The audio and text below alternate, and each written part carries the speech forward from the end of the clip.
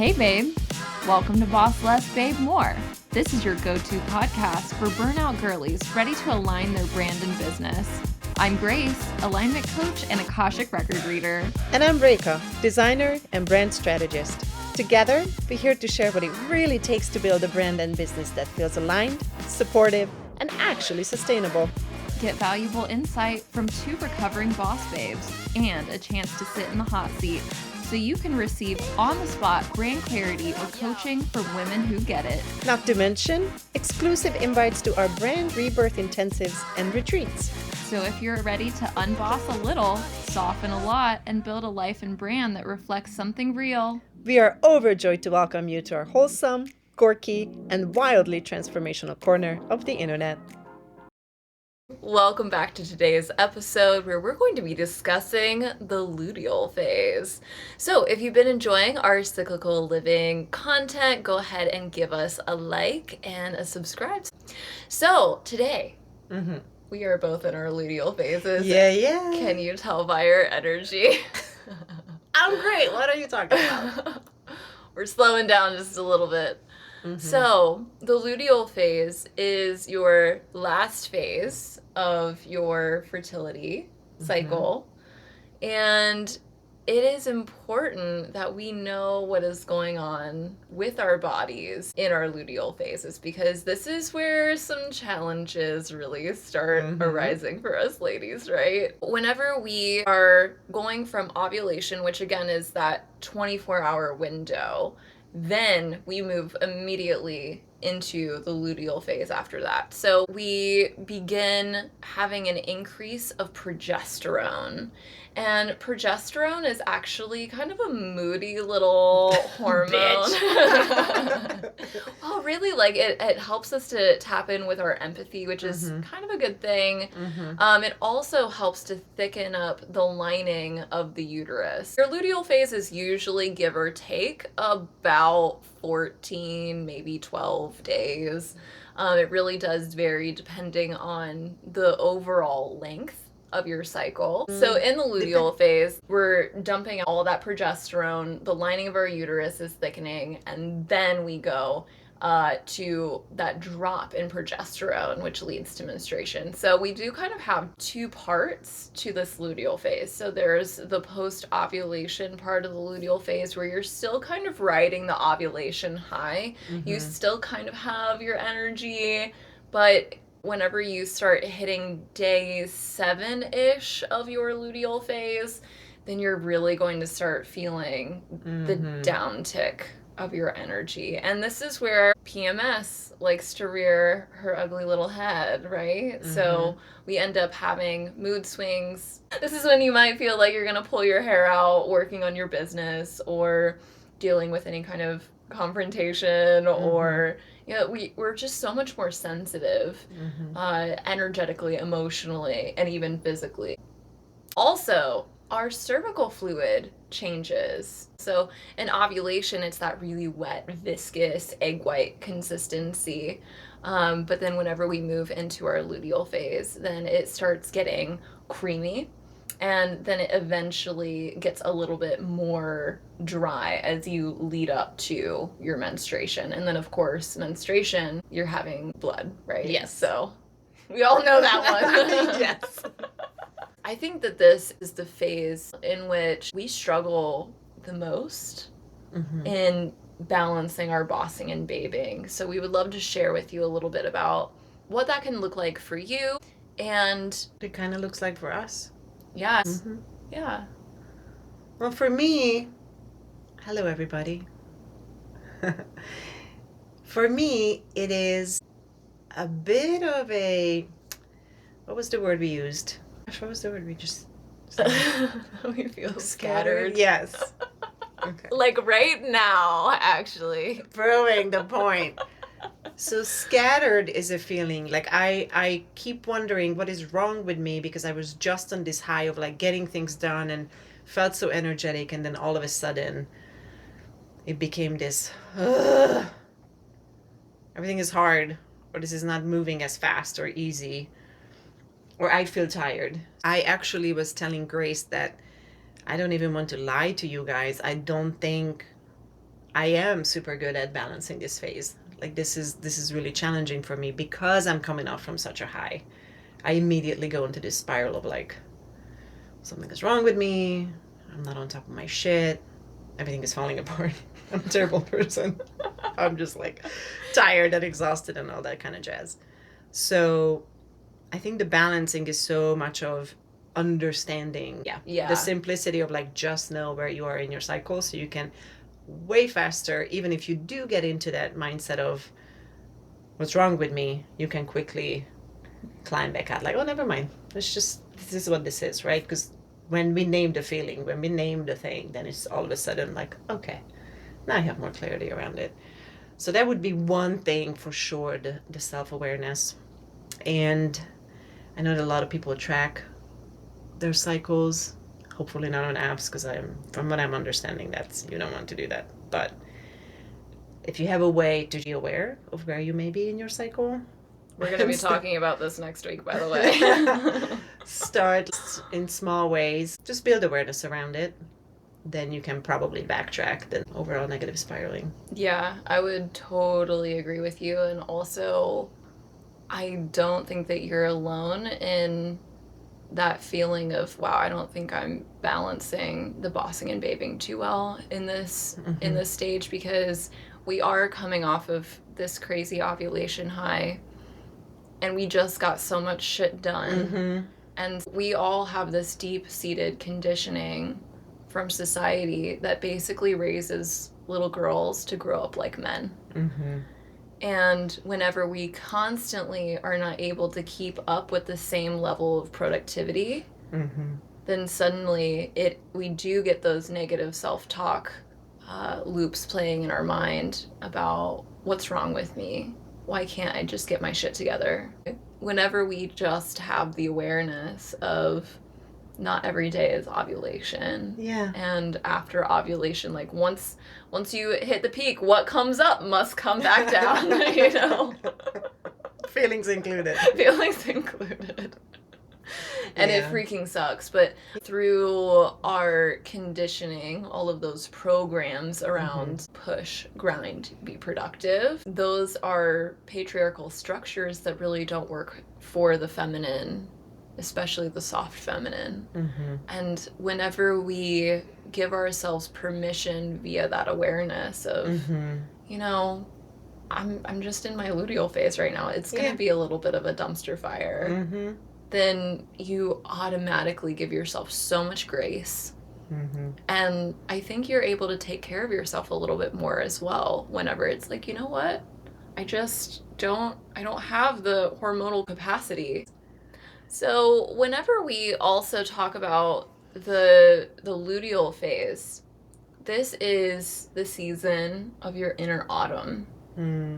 And archetypally, this is correlated with the enchantress, who is not talked about nearly as much as the maiden mother and crone.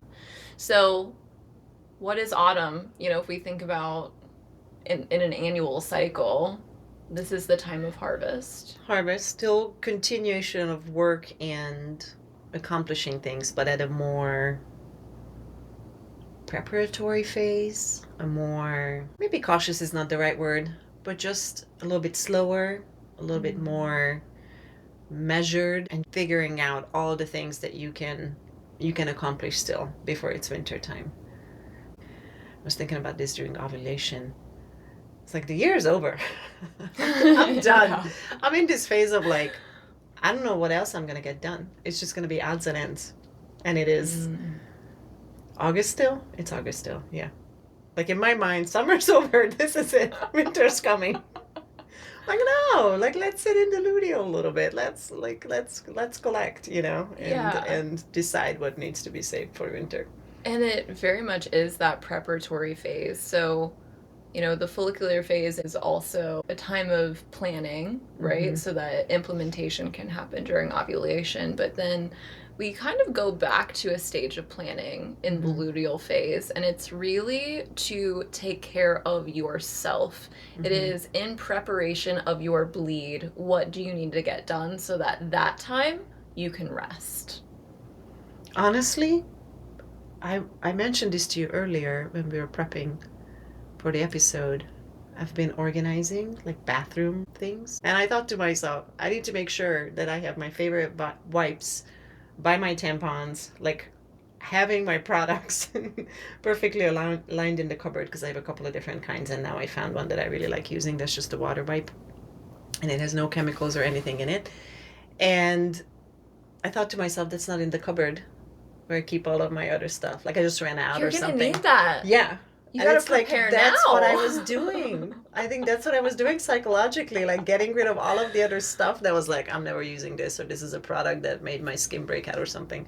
That's what I was doing, really, just looking for the wipes. Yeah. That was what was happening. I also organized my closet, and that was very nice. It just feels so good. Mm-hmm. Like I know where everything is. It's color coordinated. It feels so good. I think that's beautiful.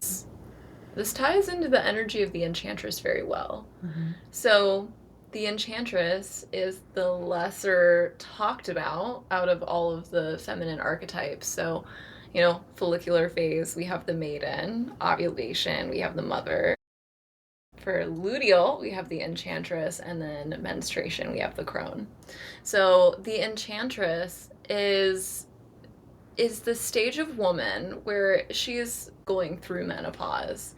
So her role, quote unquote, in society is not to push out babies anymore. But in the Western world, a woman who is at menopause is no longer valued by society. And yet this is when she just really starts gaining value. The richness of life experience is embedded deeply within the Enchantress. And she is here to show us that there is so much more to you than just pushing out new life. And if that life isn't being created from the womb space in the form of a baby, well, is being created, right?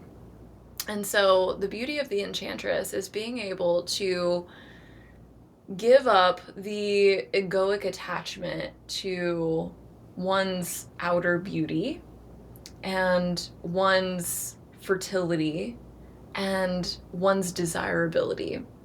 And this is all very like external, right? And like kind of a projection from our society, right? It's like you're not actually losing your beauty. You're fertile in other ways. You still have a lot of value to offer to the world.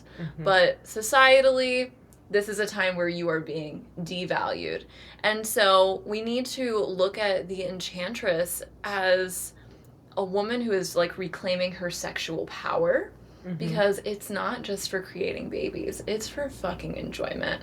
It is for personal bliss and delight.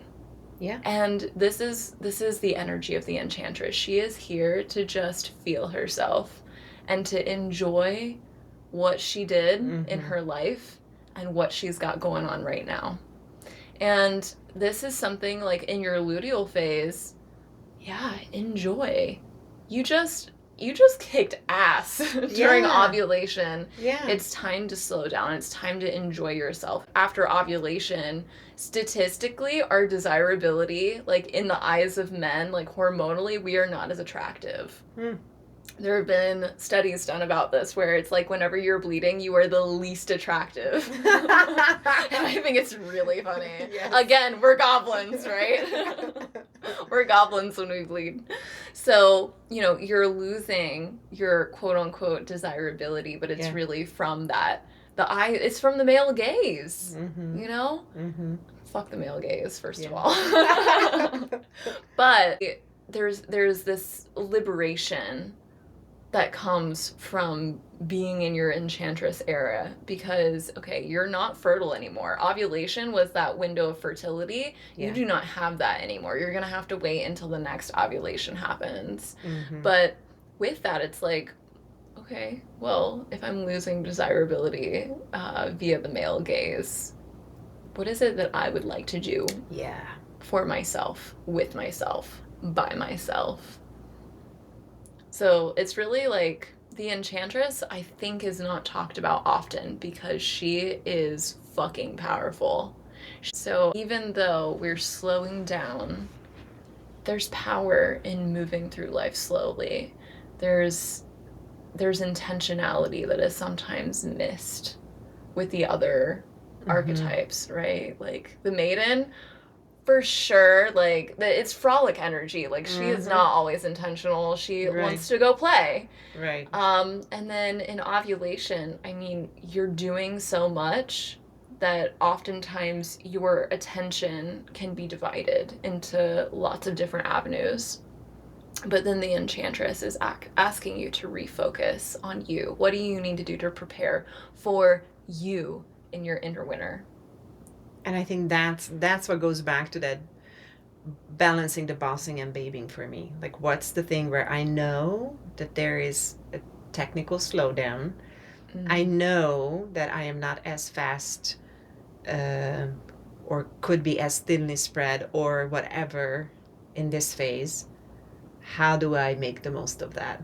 And you know, as you were saying this about autumn, I just can't really drop the designer mindset of how gorgeous the colors are compared if you think of the seasons. Like, there's so much depth and saturation in like a fall forest if you think about those colors. Beautiful spring flowers, but everything is pastel and kind of light and kind of soft, right? Like, there are some leaves I will pick up from the ground, like, how is this a real color? Like, my computer screen cannot produce such a vivid color, right? So I see what you're saying, that this is definitely not only not talked about enough, but not necessarily appreciated as a phase that actually has a lot of depth and a lot of saturation to it, a lot of color to it. I love that designer way of putting it. So apt, so you. Yeah, I'll always be a designer. I'll always see things through the colors and the shapes and the hierarchy of things. Yeah. It's beautiful. Oh, thanks. Do you ever notice that in the luteal phase that you need a little extra support from other people?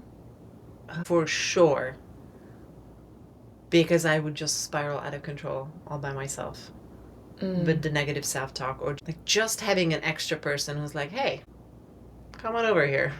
Let's sit together for a minute. Or like, what is it that you need? I absolutely need more support too. And it's like delegation. So I have to be more conscious about where my energy is going, right? Because there is less of it. Yeah. And whenever there is that resource scarcity, then it's like, okay, how can I call on my people to help lift me up in this season? And I think that has been a big game changer for me, where it's like, I literally don't have the energy to do this. Can I ask a friend or someone to just step in and take care of me in this small way? But sometimes when we are in our business, that's so hard to ask for. Yeah. / who the fuck are you gonna ask? Who you can trust with your business or with your inner, like, I'm just not in a good place, guys. Like, I don't want to fucking tell that to people. Like, this is really hard right now. Or, I just really can't get this thing done. Or this, I don't know. I feel like social media forever will be like, I understand all of the concepts and all the things and all the apps. Still, I will watch a reel and it makes so much sense. And then when I'm trying to think of like how it gets put together, meh. My brain is just not braining. Yeah. There's just no way, right? Yeah. But do I want to say that to people? Like, I'm a graphic designer in some way, shape, or form. I must know visuals and graphics and video and whatever. So all of a sudden it becomes this thing of like, I don't even want to tell people that I don't know how to do this, right? So I just think as business owners, it's a really hard space. Maybe as family or, other connections, it gets a little bit easier. But I think in the entrepreneurial world, especially for women, it's pretty lonely. Even if I feel like I want the help. Yeah, and it's difficult to ask for it too, because I think all of us are pretending that we're actually doing better than we are. Oh, for sure. I think that's like the MO of entrepreneurship. Yeah, I think that's the first law. Yeah. You don't talk about it. Pretend it's fine. Yeah, for sure. And whenever we do that, we're actually kind of sabotaging ourselves For sure. from being able to, like, if you had the support that you needed, could you imagine how much further your business would evolve and grow? Oh if you gosh. had a whole team of people rallying behind you, ready to support whatever it is that you've got going on, who can listen to you whenever shit hits the fan. And let me tell you, shit will hit the fan. So, I mean, just imagine right now for yourself, if you had the support, like if you could be super, super selfish and have other people show up for you in the ways that you are afraid to speak out loud, what would unfold for you? Oh, man. I recommend that you all ask yourselves this regularly, especially when you're coming into your luteal phase. It is near and dear to our hearts that we share this with you, because there are not enough spaces for female entrepreneurs to have these real, candid conversations about what's actually going on in their business. There's not enough spaces where we feel like I can show up exactly as I am and be witnessed, held, supported, even if things are not going perfectly in my business right now. I mean, it is all smoke and mirrors whenever you go to networking events. And we are trying to dismantle the way that women are being forced into doing networking. Again, we all have been programmed with these beliefs that we have to operate like men do. And so we get thrown into networking events where it's designed for men. It is not designed for how women are actually naturally able to connect with one another. So what we've decided to do is to create a networking event that actually is supportive of women and the way that we connect with one another, the way that we uplift each other as business owners, the way that we move through life in a soft, intuitive way. And so if this is something that feels like a yes in your heart, that you know that you're ready to connect with like-minded women who are fucking brilliant, who are also go-getters, but realize that not every day is going to be the same. We would like to invite you to Boss Less Babe More Night. If you are looking for the support, if you're looking for the inspiration, if you are looking to crack wide open with your big dreams, then we invite you to come to Boss Less Babe More Night. The theme will be bubbles, boundaries, and big dreams. Yes. September 18th at Hold Space from 6 to 9. We would love to have you. We are currently recording on a Monday, right before we're about to have our first Boss Less Babe More Night. That's great. So we will be sharing updates with you after that event goes down, just so that you can really hear about all of the magic that is included in these events. But we would love to give you just kind of a little preview for what to expect from Bubbles, Boundaries, and Big Dreams. So every Boss Less Babe More Night, we open with an opening ceremony, and we have candid counsel sharing time. Yes. Where we talk about the good, bad, and ugly of what's going on in our businesses, so that you don't have to show up with the smoke and mirrors. You don't have to show up as anything other than your authentic self. And we can celebrate a win with you. We can dismantle, dissect the thorn in your side. Thorn in your side. Yeah, it could be anything. And we want you to be able to be comfortable in this space sharing what is really, truly going on for you. And then next, we have a ton of different bossing and babing stations that you can go interact with. So Hold Space, if you haven't been here before, it is a beautiful historical house that has been completely gutted and redone by Reka.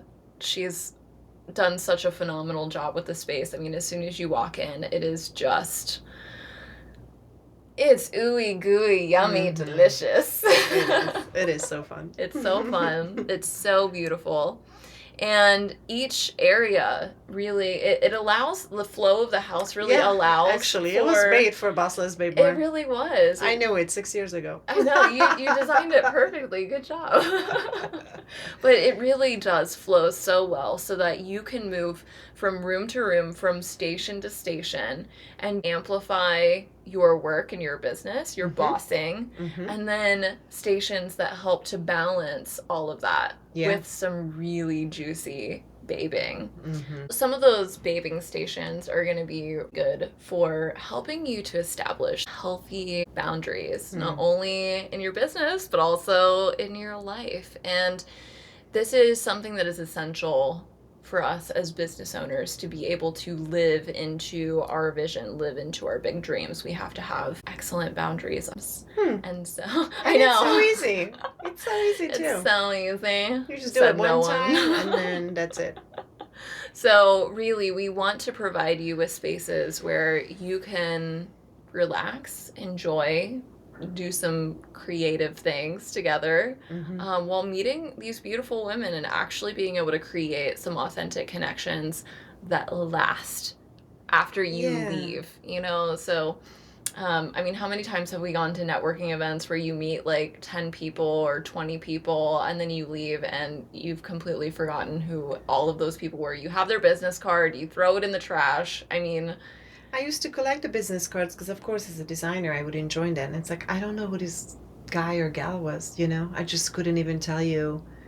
They did not make that impression, or it wasn't like helpful to my business. And I was in this mode of like, well, if they're not helpful, then I'm not even, you know, like I'm turned off to even just receive anything they have to say. Like it just becomes this like sorting exercise. yeah. Like not actual authentic connection. Yeah, like, okay, let me get to the next person. Yeah. Like, let me just, it's like collecting business cards instead of doing your connection authentically and with deep intention. Right. Why is it that I'm meeting these people in the first place? The people that you come to meet here, you know that they're going to come back to the next one. And you may not have a conversation with them next time, but they will already know something about you where they can either call you out or they can be like, but didn't you say last time that this was a win? Not necessarily saying that everybody's going to make their new business bestie here, but I just feel this sense of like people want to come back to hang out with these people again. And even if it's not the same people, you'll be excited to meet the new crop of people that can make it that month because it becomes just a fun, genuine connection time. You know what I mean? Like there's this like specialty sauce to it that just becomes easier the more you attend because the people are so much like you and what they are going through is so much like what you're going through. I used to hate going to networking events specifically because I was like, I'm going to have to talk to people that I don't want to actually talk to. But I'm going to feel obligated to sit down and have a conversation with them, like if they're at my table or, you know. Get paired with them in some exercise. With them. Ugh.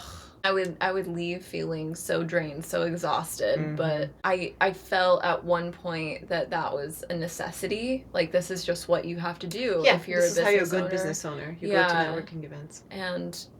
But the thing is, like, also those networking events never really translated into sales. You know what I thought about this the other day? How COVID killed so much, and one of the things that it killed for me, I was running my business completely full-time entrepreneur but 3 years, 3 or 4, now I can't quite remember.